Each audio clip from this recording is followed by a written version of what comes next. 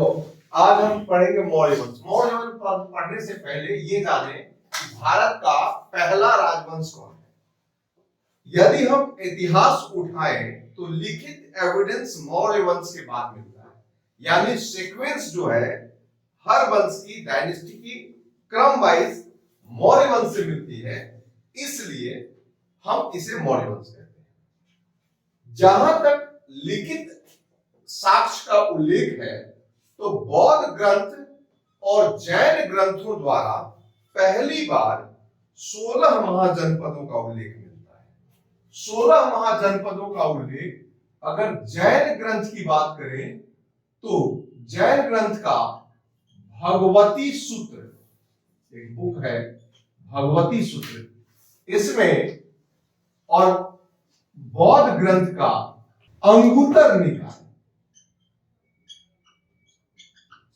इन दोनों से 16 महाजनपद का उल्लेख मिलता है, जिसमें दो रूप में है। एक जिसको राजवंश कहते हैं, मोनार्की, और दूसरा डेमोक्रेटिक यानी गणतंत्र, रिपब्लिकन। 14 महाजनपद राजतंत्र थे और 2 गणतंत्र थे। 2 में वज्जी और मल्ल। वज्जी में 8 गणराज्य और मल्ल में एक क्रमिक रूप से विश्व का पहला गणतंत्र था। कहीं भी रिपब्लिकन सिस्टम नहीं है, सब जगह मोनार्की मिलता है, लेकिन गणतंत्र में इन 16 महाजनपदों में मगध, कोशल, वज्जी और ये मजबूत राजवंशों में से अगर हम मगध की उत्पत्ति की बात करें तो महाभारत के दिग्विजय पर्व में जरासंध का उल्लेख मिलता है। 18 पर्वों में महाभारत है और जरासंध मगध नरेश है। आज भी अगर जाइएगा तो वहां पर राजगीर में जरासंध का अखाड़ा आज भी है। मल्ल युद्ध में बहुत श्रेष्ठ था और भीम ने इसे 2 भागों में बांटा था। कहा जाता है कि उनके पिता वृद्धरथ एक यज्ञ किए थे और उस यज्ञ में साधु ने दिव्य फल दिया था। उनकी 2 पत्नियां थी, दोनों को आधा आधा फल खिलाए, आधे आधे बच्चे जन्म लिए जो कि बिना काम के थे। तो जरा नामक स्त्री ने उसे संधि यानी जोड़ कर दी, इसलिए इनका नाम जरासंध पड़ा। यह कौरवों की सेना की तरफ से लड़े थे और बताया जाता है कि जरासंध के पास बहुत बड़ा हाथी सेना था और जाहिर सी है कि मगध के दक्षिण में हाथियों का झुंड, यानी झारखंड में अभी भी हाथियां जंगली रूप में पाई जाती हैं। तो गहरा संबंध रहा है। इसके बाद आता है हर्यक वंश, जिसके संस्थापक बिंबिसार। बिंबिसार का बेटा अजातशत्रु, अजातशत्रु का बेटा उदयन, और इनकी राजधानी जो थी पहले गिरिव्रज, जिसे हम राजगीर कहते हैं, राजा का घर, राजगृह, अब अपभ्रंश होके राजगीर। बाद में उदयन द्वारा मगध की राजधानी पाटलिपुत्र बताई गई, जिसे अभी पटना है। आपको बता दें, पाटलिपुत्र गंगा और सोन के संगम पर है। गंगा और सोन के दक्षिण दिशा में है और इसे उदयन द्वारा बसाया गया। ये भी क्वेश्चन पूछता है, इसका दूसरा नाम कुसुमपुरी मिलता है और औरंगजेब के पुत्र अजीम उस के नाम पर भी इसका नाम अजीमाबाद है। पटना की एक देवी है पटन देवी, उनके नाम पर पटना पड़। और इस तरह से आज खतियान में भी देखिएगा अजीमाबाद ही है। यहां जो प्रश्न आता है कि इससे पहले छोटे परीक्षाओं में नहीं आता है, मूलतः मगध में एक मजबूत वंश स्थापित हुआ, मौर्य वंश, जिसका स्रोत सबसे पहले कौटिल्य यानी विष्णुगुप्त चाणक्य की पुस्तक है कौटिल्य, और ये अर्थशास्त्र के नाम से है और इसमें इकोनॉमिक्स नहीं बल्कि पॉलिटिकल साइंस है। दूसरा विशाख दत्त का मुद्रा राक्षस नाटक है। क्षेमेंद्र का बृहद कथा मंजरी है। क्षेमेंद्र ये बुक है जो कि मौर्य डायनेस्टी को बताता है, और पंतजलि का महाभाष्य और सामदेव का कथा सरित सागर ये लेखक है, और इसमें मौर्य डायनेस्टी। इसके अलावा पुराणों में वायु पुराण तथा विष्णु पुराण में मौर्य डायनेस्टी का भी उल्लेख मिलता है। अगर हम विदेशी विवरण देखें तो विदेशी विवरण में स्ट्राबो, प्लिनी का नेचुरल हिस्टोरी का बुक का नाम है, प्लिनी का नेचुरल हिस्टोरी का, एरियन और जस्टिन जैसे यूनानी लेखकों का उल्लेख। यूनानी, अगर हम शिलालेख की बात करें कि किस शिलालेख में मिलता है, तो सबसे ज्यादा मिलता है अशोक के शिलालेख। ये बौद्ध धर्म प्रचार के लिए इन्होंने लगवाया था। इसके अलावा रुद्रादामन का अभिलेख में मिलता है, और बहुत सारे विदेशी यूनानी स्रोत यानी मेगास्थनीज नाम सुने होंगे। इसका पुस्तक है इंडिका। मूल रूप से यह बुक उपलब्ध नहीं है, केवल संदर्भ में है। और आपको यह भी बता दें कि यहां से यूनानियों द्वारा भारत में आने का एक बुक है, द पेरिपल्स ऑफ एरिथ्रियन सी। तो ये मुख्य स्रोत है मौर्य डायनेस्टी का। अब हम लोग बात करें कि मौर्य वंश का उत्पत्ति कैसे हुआ और इसके पीछे कारण क्या रहा। इतिहास में मौर्य वंश की उत्पत्ति एक साधारण घटना नहीं। कहा जाता है कि भारतवर्ष को एक सूत्र में पिरोने का काम मौर्य डायनेस्टी ने किया। मौर्य वंश से पहले भारत के पूर्वी क्षेत्र पर नंद वंश का शासन था। नंद जिसके संस्थापक महापद्मनंद के 8वें पुत्र धनानंद, इन्होंने अपने पिता और अपने भाइयों की हत्या कर गद्दी पर कब्जा किया था। यह एक क्रूर और ताकतवर शासक था। ऐसा माना जाता है या बहुत सारे पुस्तकों में उल्लेख है कि जब यूनानी आक्रमणकारी सिकंदर, जिसको अंग्रेजी में अलेक्जेंडर कहते हैं, सिकंदर भारत पर आक्रमण किया था, उस समय यहां पे धनानंद का था। सिकंदर की सेनाएं थक गई थी। धनानंद के बड़े सेना से उलझने में डर रही थी। कुछ लोग सिकंदर को महान कहने के चलते कहता है कि विश्व विजयी किया।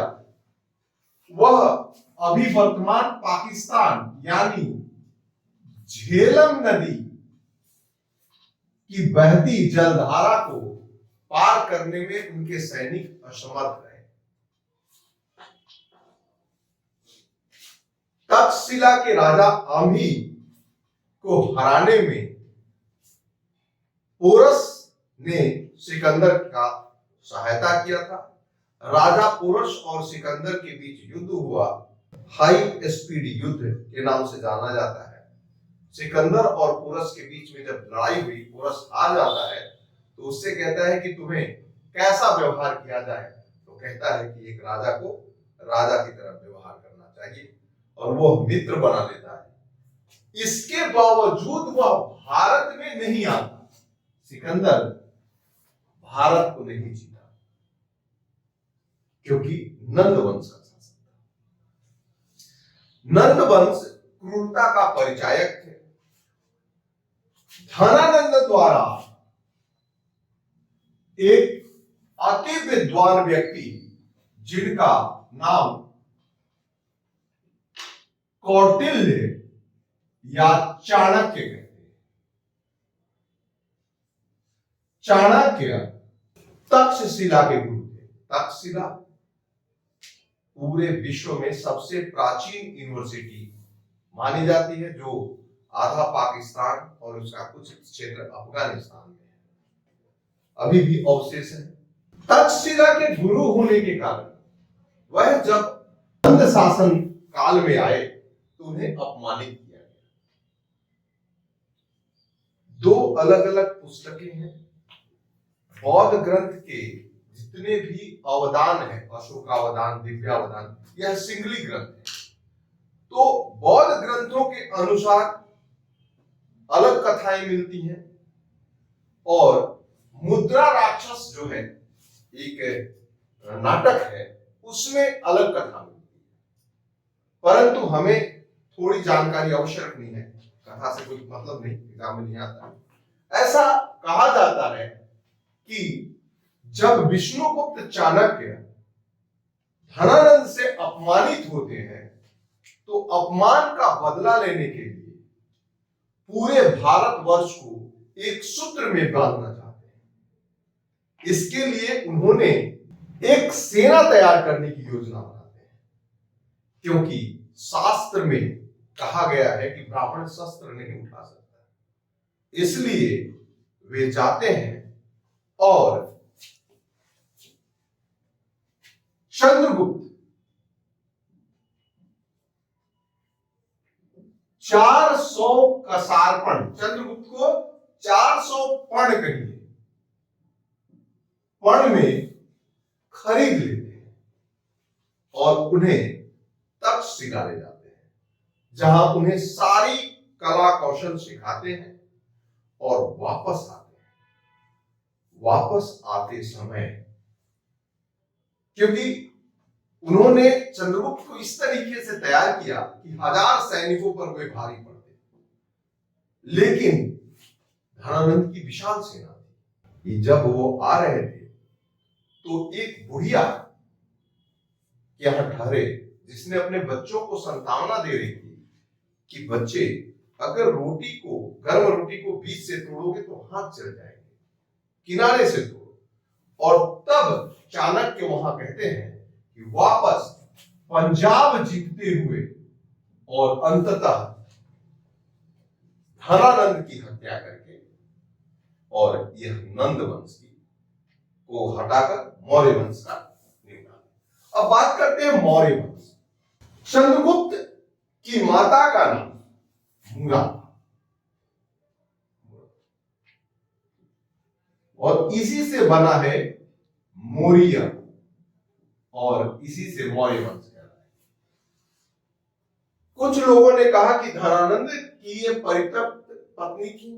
कुछ किताबों में मिलता है कि यह एक सैनिक की विधवा थी। जैन ग्रंथ में चंद्रगुप्त मौर्य को वृषल कहा गया है,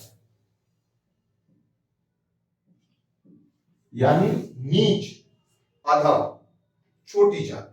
मौर्य वंश की स्थापना के बाद चंद्रगुप्त मौर्य ने, अकॉर्डिंग टू प्लूटार्क, प्लूटार्क यूनानी कवि हैं, वे चंद्रगुप्त की सेना को डाकुओं का गिरोह कहा है। प्लूटार्क। जस्टिन लिखते हैं कि इसने 6 लाख सेना से पूरे भारतवर्ष को लौट डाला। 305 बीसी, इनका ड्यूरेशन 323 बीसी से 298 बीसी। 305 बीसी में ये पश्चिमी तट पर चूंकि सिकंदर यहां तक आया था, तो यह हिस्सा सिकंदर के कब्जे में था, तो उसने अपने कमांडर सैल्यूकस निकेटर, किसको? निकेटर, इसको सौंप कर वापस लौट गया। और इन सारे क्षेत्रों का नाम उस समय पूर्णतः यूनानी मिलता है।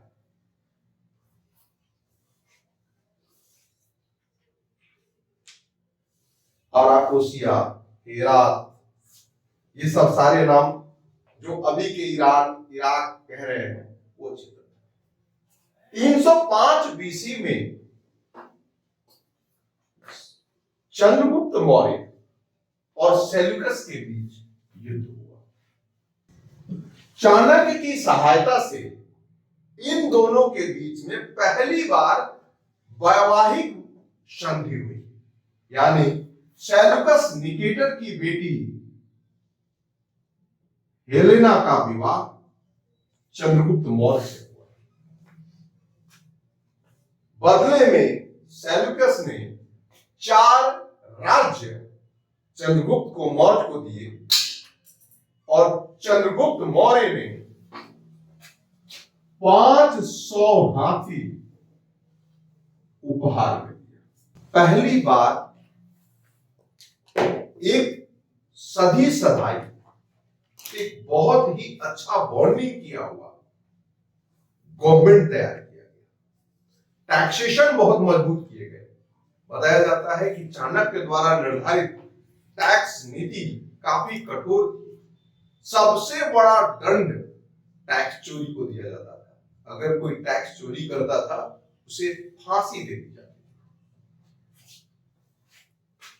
कौटिल्य ने अपनी पुस्तक अर्थशास्त्र में सप्तांग सिद्धांत, यानी 7 पार्ट ऑफ एडमिनिस्ट्रेशन, प्रशासन के 7 अंग बताए और उसको पारित किया। इतनी मजबूत संरचना के कारण पूरा भारतवर्ष, ये दक्षिण का कुछ हिस्सा छोड़कर पूरा, अभी कजाकिस्तान, अफगानिस्तान, उज्बेकिस्तान सहित पूरा हिस्सा भारतवर्ष में था, सिवाय छोटा सा ये कलिंग को छोड़कर। अगर हम बात करें कि शुरुआती दौर में चंद्रगुप्त मौर्य शैव थे, बाद में प्रथम जैन संगीति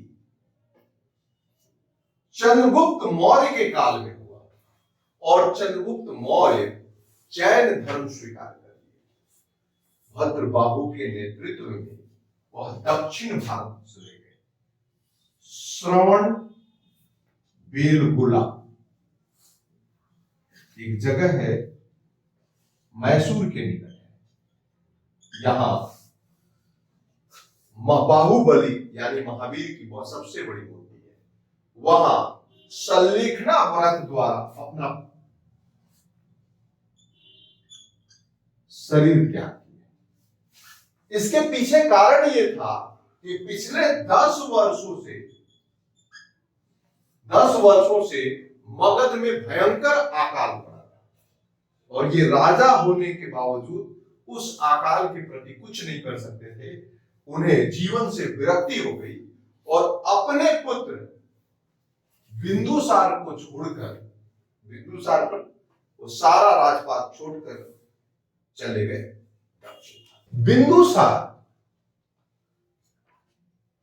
इस पूरे साम्राज्य को न तो कम होने दिया न बढ़ाया। अगर साम्राज्य की बात करें तो यह साम्राज्य 4 प्रमुख प्रांतों में विभाजित था, प्रोविंसों में। पहला यह था उत्तरापथ, जिसका कैपिटल तक्षशिला था। उत्तरापथ के बाद यह था दक्षिणापथ।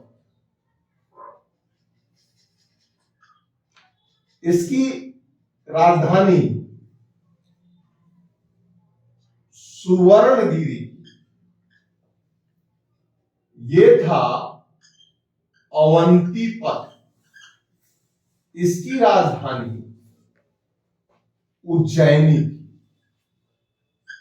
जो उज्जैन आज है। और स्वयं केंद्रीय यानी प्राची प्रांत या मध्य प्रांत कहिए, इसका पाटलिपुत्र या मगध जिसको आप कह सकते हैं, तो ये था कैपिटल। तो ये 4 प्रांत, 1 2 3 4। बिंदुसार का जो पीरियड रहा 298, यानी इस समय यह दक्षिण चले गए थे और बिंदुसार राजा बना और 272 तक। चूंकि यूनानियों के साथ संबंध होने से ट्रेड काफी ज्यादा विकसित हुआ। इंडिका में मेगास्थनीज लिखता है कि चंद्रगुप्त के काल में दास प्रथा होता ही नहीं था, क्योंकि अगर कोई दास है तो वो मालिक बन जाता था, यानी यूनान की तरह दास था ही नहीं। और पूरे विश्व में सबसे बड़ा अगर कोई नगर था तो वह पाटलिपुत्र। पाटलिपुत्र की भव्यता बहुत ज्यादा थी। आज भी चिरांद सारण के पास खुदाई में पाटलिपुत्र के अवशेष प्राप्त। तो बिंदुसार ने यूनानी शासकों से सोफिस्ट यानी दार्शनिक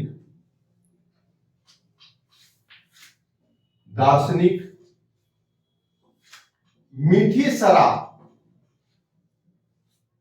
यानी अंगूर का शराब और मेवा यानी अंजीर की मांग। यह सीरिया के राजा एंटियोकस से ये 3 चीज की डिमांड की थी। उसने कहा कि सोफिस्ट हम नहीं भेज सकते क्योंकि यह हमारे धर्म के खिलाफ है राजतंत्र में। और उनकी बात को लेकर डायमेकस को भेजा। ये सीरिया का राजदूत था। डायमेकस दार्शनिक की जगह पे आया, मीठी शराब लाई, और वो सोफिस्ट तो नहीं था परंतु एम्बेसडर जरूर था, राजदूत था। बिंदुसार के शासन काल में तक्षशिला में 2 विद्रोह। पहला विद्रोह अवंती के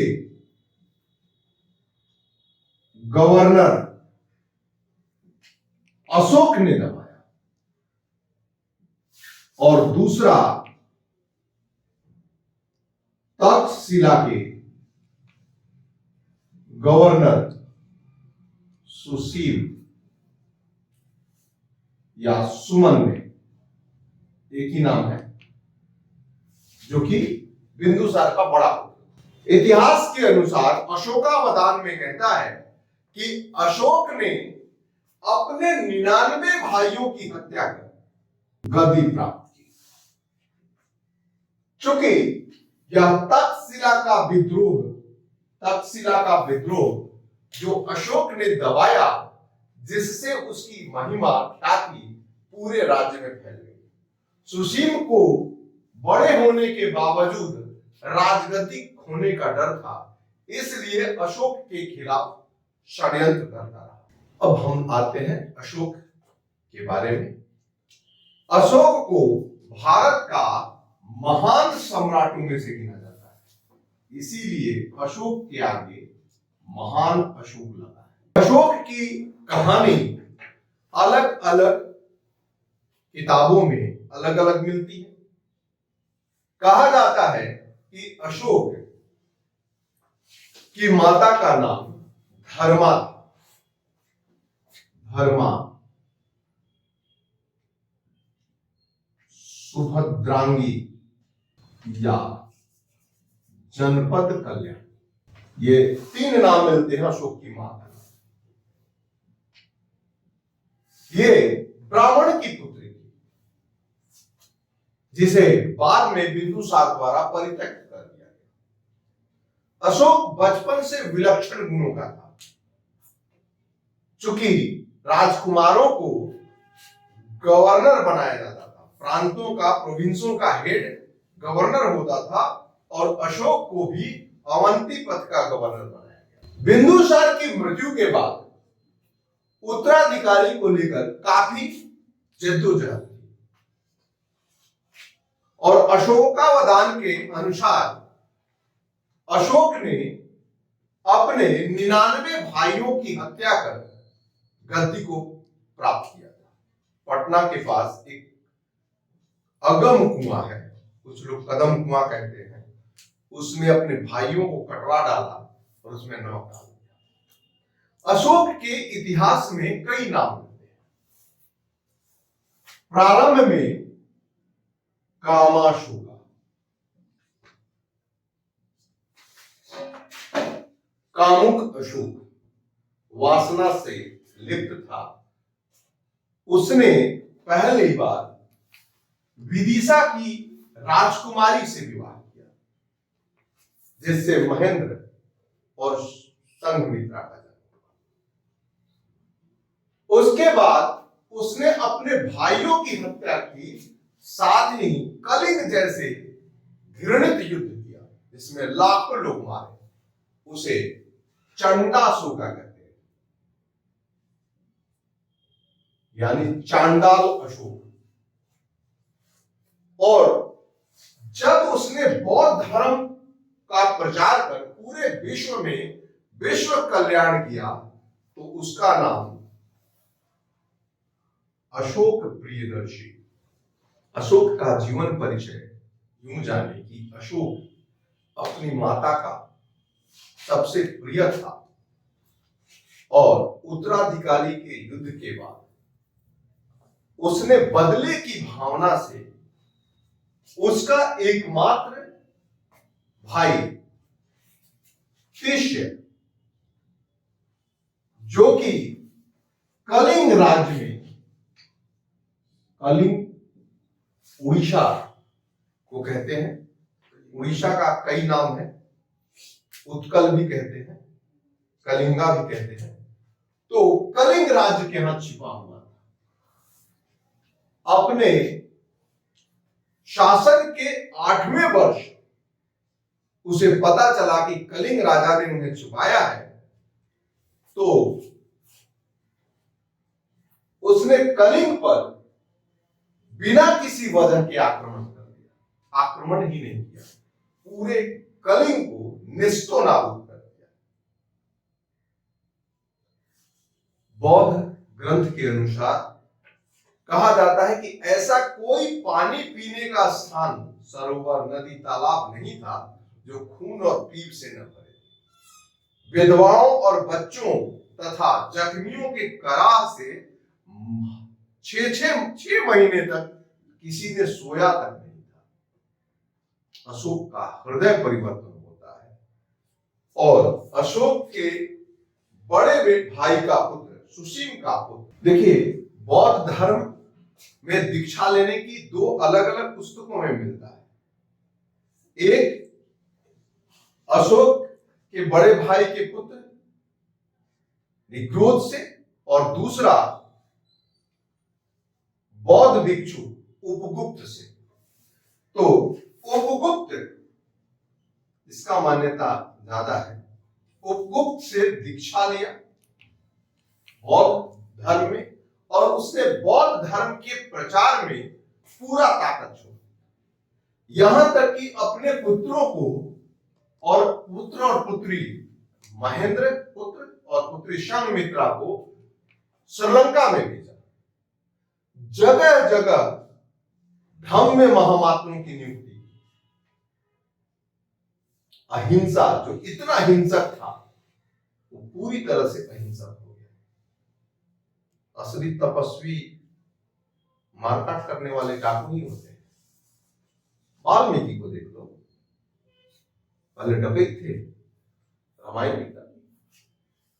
तो अशोक हिंसक था, चंडाल था, लेकिन कहा जाता है कि उसने बौद्ध धर्म और शांति का प्रचार करके महान बन गया।